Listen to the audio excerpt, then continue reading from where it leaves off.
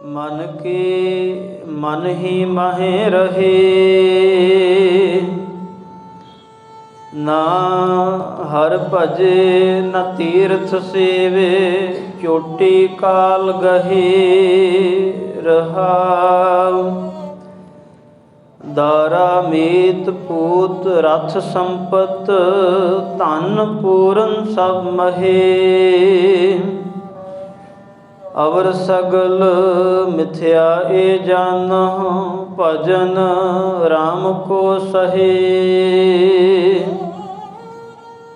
फिरत फिरत बहुते जुग हारियो, मानस देह लहे। नानक कहत मिलन की बरिया, सिमरत कहा नहीं। फिरत फिरत बहुते जुग हारियो, मानस देह लहे। नानक कहत मिलन की बरिया, सिमरत कहा नहीं। वाहिगुरु जी का खालसा, वाहिगुरु जी की फतेह। परम सन्मानयोग चबर तखत सिंहासन दे मालक, याहरा यहूर हाजर हजूर, सर्ब कलम भरपूर।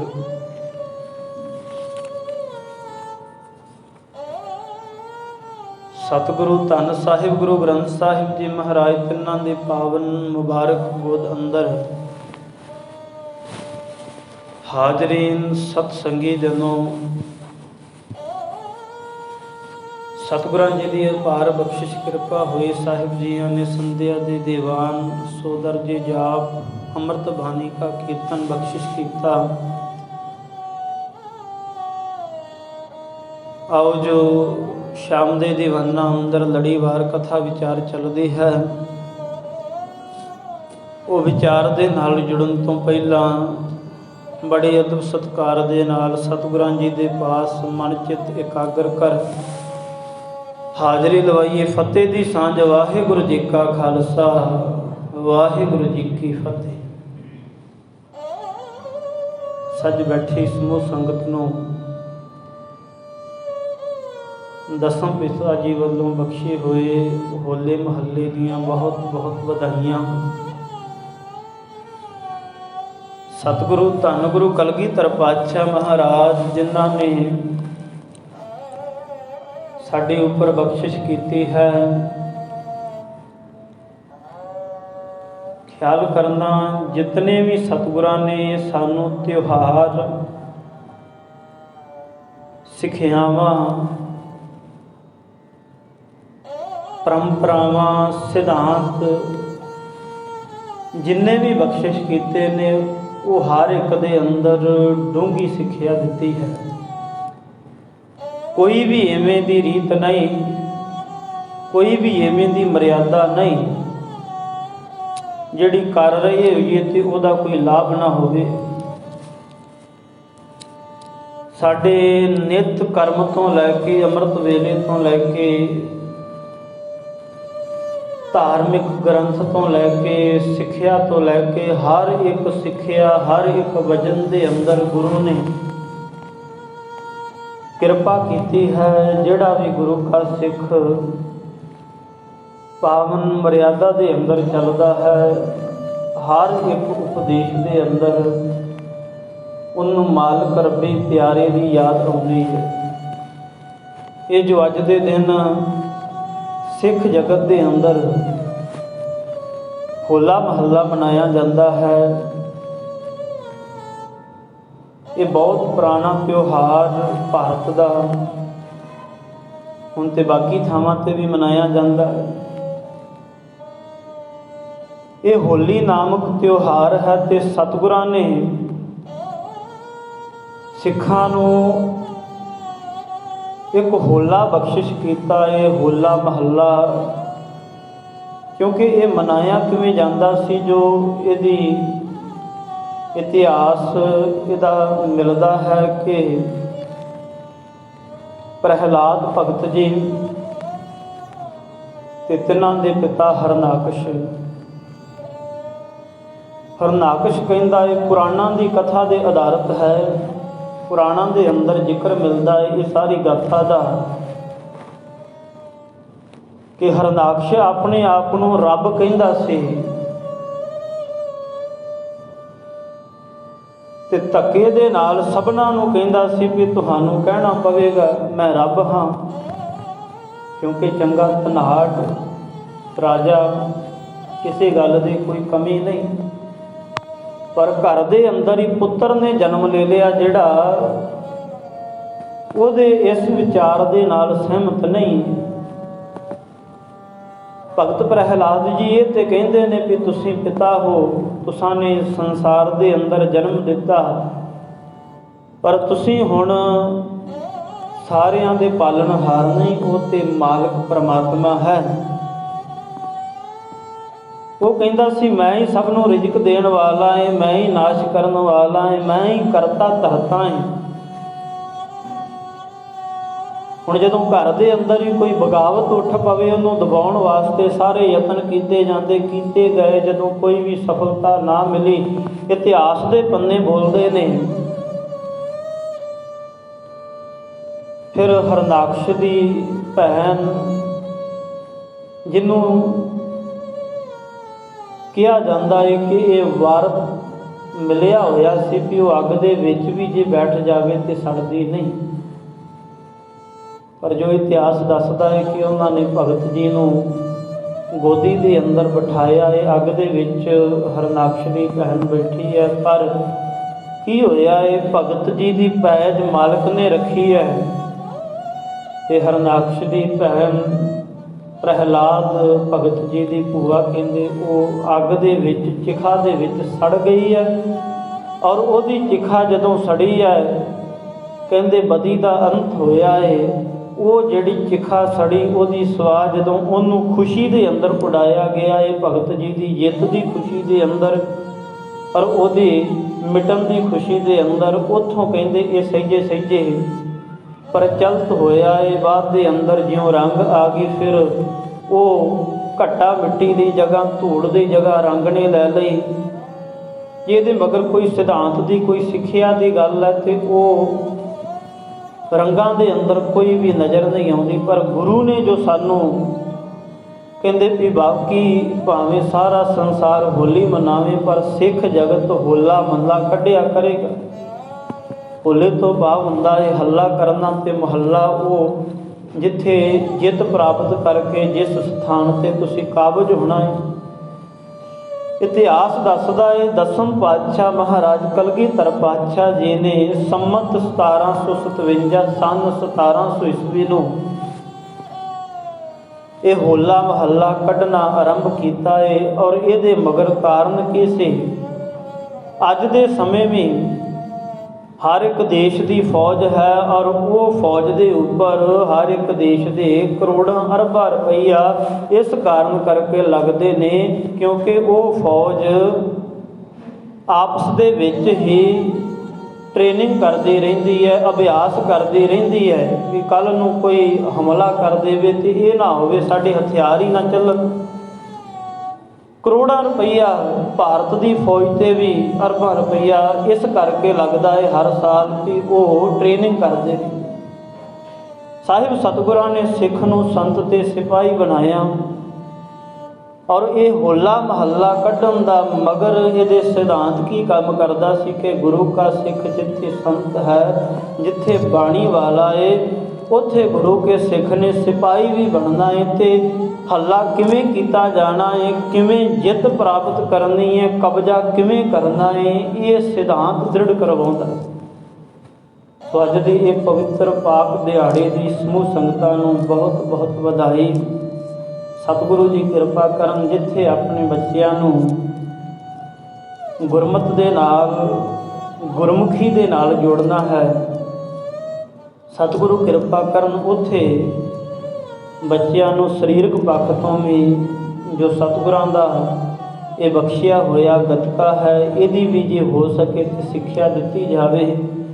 ये स्वै रख्या वास्ते ਔਰ ਇਹ ਜੋ ਸਤਿਗੁਰਾਂ ਨੇ ਧਾਰਮਿਕ ਚਿੰਨ੍ਹ ਦਿੱਤੇ ਨੇ, ਇਹ ਸ੍ਰੀ ਸਾਹਿਬ ਕਿਰਪਾਨ, ਇਹ ਵੀ ਸਵੈ ਰੱਖਿਆ ਵਾਸਤੇ ਸਤਿਗੁਰਾਂ ਜੀ ਨੇ ਬਖਸ਼ਿਸ਼ ਕੀਤੀ ਹੈ। ਜ਼ੁਲਮ ਨੂੰ ਰੋਕਣ ਵਾਸਤੇ, ਜ਼ਬਰ ਨੂੰ ਥੰਮਣ ਵਾਸਤੇ ਸਤਿਗੁਰੂ ਜੀ ਕਿਰਪਾ ਕਰਨ। ਸਮੂਹ ਸੰਗਤ ਨੂੰ ਇੱਕ ਵਾਰ ਫਿਰ ਇਸ ਹੋਲੇ ਮਹੱਲੇ ਦੀਆਂ ਬਹੁਤ ਬਹੁਤ ਵਧਾਈਆਂ, ਮੁਬਾਰਕਾਂ। ਸਾਹਿਬ ਸਤਿਗੁਰੂ ਨੌਵੇਂ ਪਾਤਸ਼ਾਹ ਧਰਮ ਰੱਖਿਅਕ ਗੁਰੂ ਤੇਗ ਬਹਾਦਰ ਮਹਾਰਾਜ ਜੀ ਦੀ ਪਾਵਨ ਬਾਣੀ ਦੀ ਜੋ ਲੜੀਵਾਰ ਵਿਚਾਰ ਚੱਲਦੀ ਹੈ, ਸਾਹਿਬ ਸਤਿਗੁਰੂ ਨੌਵੇਂ ਪਾਤਸ਼ਾਹ ਮਹਾਰਾਜ ਸੋਰਠ ਰਾਗ ਦੇ ਅੰਦਰ ਦੂਸਰੇ ਸ਼ਬਦ ਦੇ ਅੰਦਰ, ਜਿਸ ਦਾ ਆਪ ਜੀਆਂ ਨੇ ਜਾਪ ਸਰਵਨ ਕੀਤਾ, ਸੋਰਠ ਮਹੱਲਾ ਨੌਵਾਂ,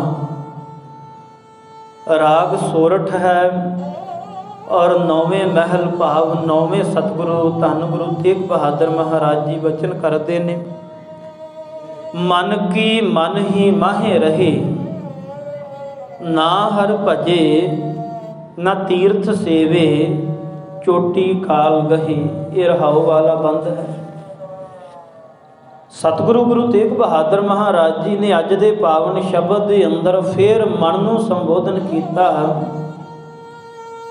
ਔਰ ਸਾਨੂੰ ਜਿਹੜਾ ਮਿਲਿਆ ਹੋਇਆ ਇਹ ਮਨੁੱਖਾ ਅਵਸਰ, ਇਹ ਮਨੁੱਖਾ ਮਿਲਿਆ ਹੋਇਆ ਜੇ ਕੀਮਤੀ ਸਮਾਂ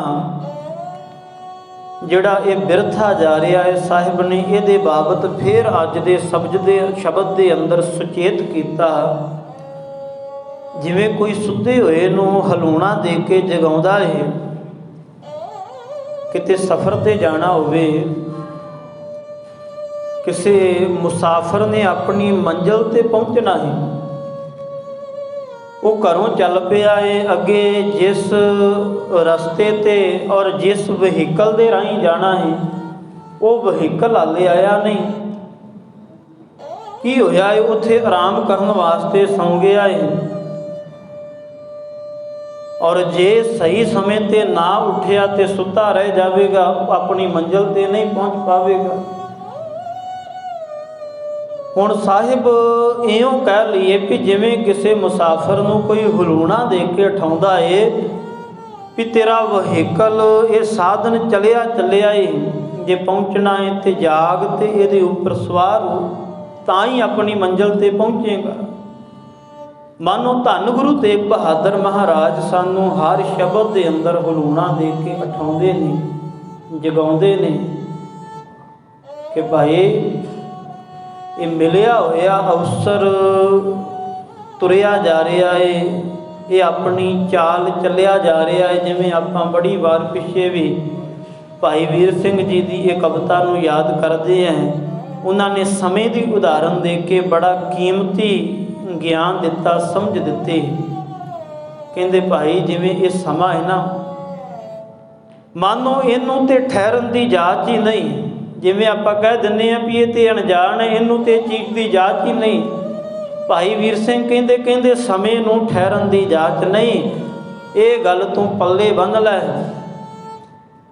ਜਿਵੇਂ ਪੁਲ ਦੇ ਥੱਲਿਓਂ ਇੱਕ ਵਾਰ ਪਾਣੀ ਨਿਕਲਿਆ, ਵਾਪਸ ਪੁਲ ਦੇ ਥੱਲਿਓਂ ਦੀ ਨਹੀਂ ਗੁਜ਼ਰਦਾ, ਉਹ ਤੁਰਿਆ ਜਾਂਦਾ ਹੈ, ਆਪਣੀ ਚਾਲ ਚੱਲੀ ਜਾਂਦਾ ਹੈ। ਚਸ਼ਮੇ 'ਚੋਂ ਗਿੜਿਆ ਪਾਣੀ ਮੁੜ ਚਸ਼ਮੇ 'ਤੇ ਨਹੀਂ ਪਹੁੰਚਦਾ। ਕਹਿੰਦੇ ਭਾਈ ਇਹ ਸਮਾਂ ਵੀ ਇਵੇਂ ਦਾ ਹੈ। ਤੇ ਕਹਿੰਦੇ ਇਹ ਠਹਿਰਨ ਜਾਂਚ ਨਾ ਜਾਣਦਾ ਏ, ਲੰਘ ਗਿਆ ਨਾ ਮੁੜ ਕੇ ਆਉਂਦਾ ਏ, ਉਹ ਹੋਸ਼ ਸੰਭਾਲ ਇਸ ਸਮੇਂ ਨੂੰ। ਕਹਿੰਦੇ ਨਾ ਇਹਨੂੰ ਠਹਿਰਨ ਦੀ ਜਾਚ ਹੈ ਤੇ ਨਾ ਇਹ ਲੰਘਿਆ ਮੁੜ ਵਾਪਸ ਆਉਂਦਾ ਹੈ।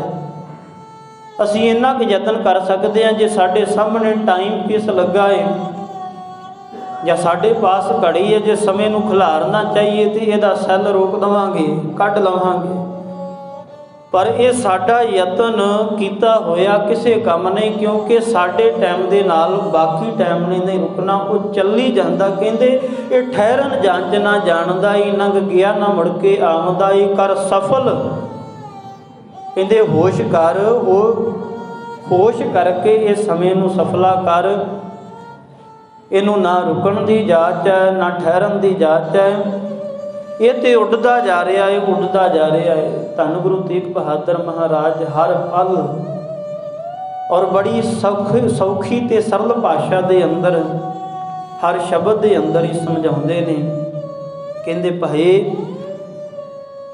ये भजा जा रहा है तो किते ये ना होवे जो बचन वरते ना, मन की मन ही माहे रहे, देखी किते भलिया तेरे नाल इवें ना हो जावे कि तू अपने मंजिल ते पहुँच ना पावें, तेरा वहीकल निकल जावे ते बाद अंदर मन दे अंदर जो सोचिया होया सी कि इवें करके उत्थे पहुँच के उत्थे ये कारज करके ते फिर उत्थों अगां इनू पहुँचना है। पर कहते किते ये ना होवे भी ये जिहड़ा सफ़र जिहड़ा है ये तेरा अजाई ही चलिया जावे, मंजिल ते पहुँचाउण वाला रस्ता ते वो वहीकल तैनूं प्राप्त ही ना होवे। होश कर, कहते मन की मन ही माहे रही, किते मन दे विचार जो मन दे अंदर सोचिया वो मन दे अंदर ही ना रह जावे। होश कर, किते इवें ना होवे कि मन दे सोचे हुए विचार, जिवें साहिब बाणी दे अंदर बचन करदे ना, मता करै पश्चिम कै ताही, कहते मता कीता सी, विचार बनाया सी भी अज इधर जावांगे, कल नूं इधर जावांगे। हर एक जीव अपना प्लैन बना के चलदा है, कुछ ना कुछ सोचिया हुंदा है की करना है, किवें करना है। साहिब कहते मता ते कीता सी, मता ते पुगाया सी, विचार ते बनाई सी भी इनू जाना है। मता करै पश्चिम कै ताई, पूर्व ही लै जात, कहते कोई पता नहीं मालिक ने तेनों पश्चिम वाल जो तू प्लैन बनाया उधर जान भी देना है कि नहीं। तां करके कहते भाई हो होश संभाल इस समय नूं, कर सफल उडंदा जाणदा ही सफला कर, किते मन दे अंदर ही ना रह जावे। तो फिर साहिब सतगुरु गुरु तेग बहादुर महाराज जी नूं पुछिए करना की है।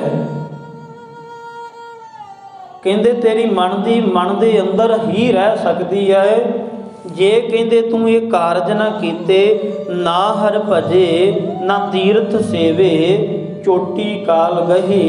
कहते किते ये ना होवे मन का प्लैन मन दे अंदर रह जावे ते ना किते मालिक दी बंदगी कीती, सोच तू ये लिया इन्ना समा आपां ये कारज करने आ, बाद दे अंदर जिहड़ा है आपां जदों बुढ़ेपा आवेगा, जदों जवानी पार हो जाएगी तो उदों आपां मालिक दा नाम जप लवांगे।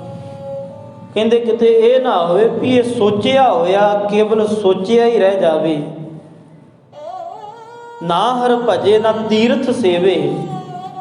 किते ये ना होवे इत्थे तीर्थ तो भाव रब्बी प्यारे संत जन, तीर्थ का अर्थ धार्मिक स्थान भी होंदे, पर साहिब ने इत्थे जो तीर्थ का अर्थ साहिब जियां ने धार्मिक स्थान नहीं प्रभु दे भगत जन कीता है। जिवें साहिब बाणी दे प्रभाती राग दे अंदर भी बचन करते ने, कहते नाम रते तीर्थ से निर्मल, दुख हौमे मैल चुकाया, नानक तिनके चरण पखाला, जिन गुरमुख साचा पाया।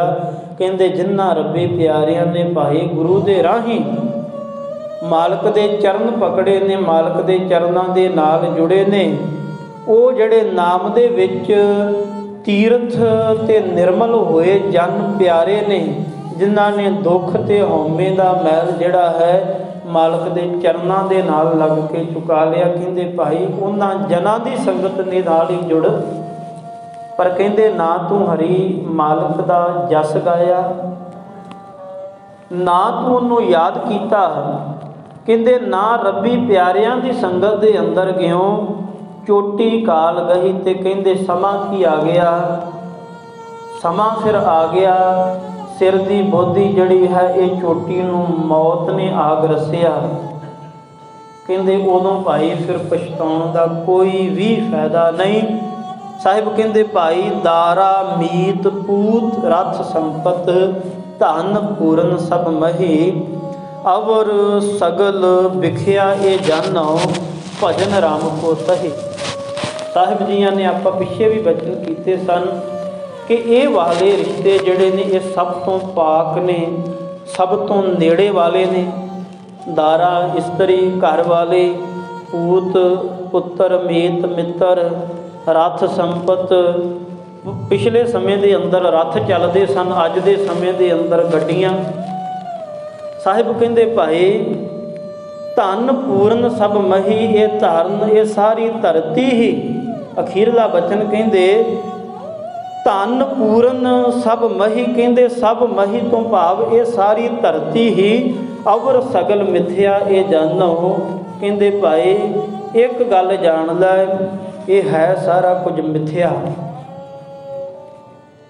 ਇਹ ਹੈ ਸਾਰਾ ਕੁਝ ਸਮੇਂ ਦੇ ਅੰਦਰ ਹੈ, ਇਹ ਹੈ ਸਾਰਾ ਕੁਝ ਕਾਲ ਦੇ ਅੰਦਰ ਹੈ। ਭਜਨ ਰਾਮ ਕੋ ਸਹੀ, ਕੇਵਲ ਇੱਕ ਮਾਲਕ ਤੇ ਮਾਲਕ ਦਾ ਭਜਨ ਹੈ, ਜਿਹੜਾ ਮੌਤ ਤੋਂ ਪਰੇ ਹੈ, ਸਮੇਂ ਤੋਂ ਬਾਹਰ ਹੈ।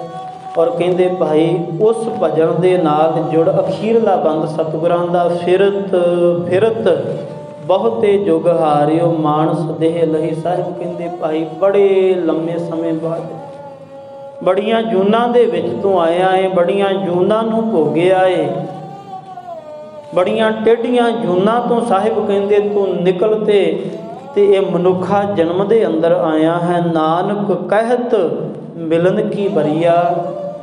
ਸਾਹਿਬ ਧੰਨ ਗੁਰੂ ਤੇਗ ਬਹਾਦਰ ਮਹਾਰਾਜ ਜੀ ਕਹਿੰਦੇ ਭਲਿਆ ਇਹ ਮਿਲਣ ਦਾ ਮੌਕਾ ਹੀ, ਇਹ ਮਿਲਣ ਦੀ ਬੜੀਆ, ਇਹ ਮਿਲਣ ਦਾ ਅਵਸਰ ਹੈ। ਭਜਨ ਰਾਮ ਸਿਮਰਤ ਕਹਾ ਨਹੀਂ। ਤੇ ਕਹਿੰਦੇ ਭਾਈ ਦੇਖ ਕਿਤੇ ਇਹ ਮਨੁੱਖਾ ਜਨਮ ਜਿਹੜਾ ਬੜਾ ਅਮੋਲਕ, ਬੜਾ ਕੀਮਤੀ ਇਹ ਅਵਸਰ ਮਿਲਿਆ, ਇਹਨੂੰ ਕਿਤੇ ਅਜਾਈ ਨਾ ਗਵਾ ਲਈ।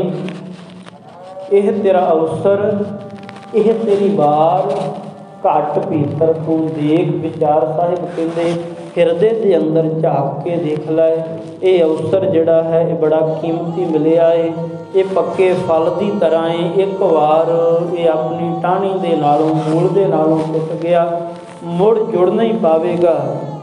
ਤਾਂ ਕਰ ਸਾਹਿਬ ਬਾਬਾ ਕਬੀਰ ਜੀ ਕਹਿੰਦੇ, ਕਬੀਰ ਬਾਬਾ ਕਬੀਰ ਜੀ ਬਚਨ ਕਰਦੇ ਕਹਿੰਦੇ ਮਾਨਸ ਜਨਮ ਦੁਲੰਭ ਹੈ, ਹੋਏ ਨਾ ਬਾਰਹ ਬਾਰ, ਜਿਉ ਬੰਦ ਫਲ ਪਾਕੇ, ਭੋਏ ਗਿਰੇ ਬਹੁਰ ਨਾ ਲਾਗੇ ਡਰ। ਸਤਿਗੁਰੂ ਕਿਰਪਾ ਕਰਨ।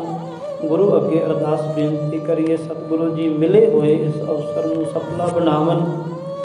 ਨਾਮ ਸਿਮਰਨ ਕਰਦੇ ਹਾਂ, ਸਤਿਗੁਰਾਂ ਜੀ ਦੀ ਇਬਾਦਤ ਟਹਿਲ ਸੇਵਾ ਕਰਦੇ ਹਾਂ। ਸਤਿਗੁਰੂ ਜੀ ਕਿਰਪਾ ਕਰਨ, ਲੋਕ ਪਰਲੋਕ ਸੁਹੇਲਾ ਬਣਾ ਦੇਣ। ਇਹ ਅਰਦਾਸ ਸਤਿਗੁਰਾਂ ਜੀ ਦੇ ਚਰਨਾਂ ਕਮਲਾਂ ਪਾਸ ਪਾਵਨ ਵਿਚਾਰ ਕਰਦੇ ਹਾਂ। ਬੇਅੰਤ ਫੁੱਲਾਂ ਗੁਰੂ ਬਖਸ਼ਣ ਜੋਗ। ਫਤਿਹ ਦੀ ਸਾਂਝ। ਵਾਹਿਗੁਰੂ ਜੀ ਕਾ ਖਾਲਸਾ, ਵਾਹਿਗੁਰੂ ਜੀ ਕੀ ਫਤਿਹ।